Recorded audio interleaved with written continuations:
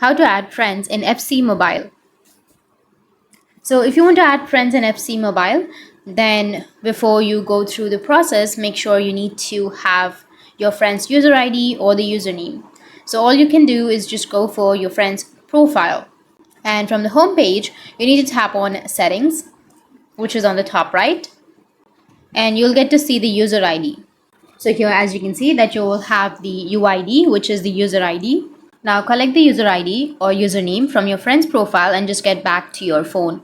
And from the home page, all you have to do is go ahead and tap on the friends icon, which will be on the top right. So tap on the friends icon, which will be beside your settings or gear icon. And from here, just go ahead and tap on the plus, which is on the right side.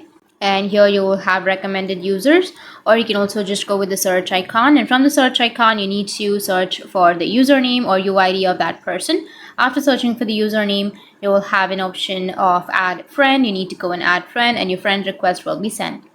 That's how you can add friends on FC Mobile. And if you have any questions, feel free to comment below. Thanks for watching.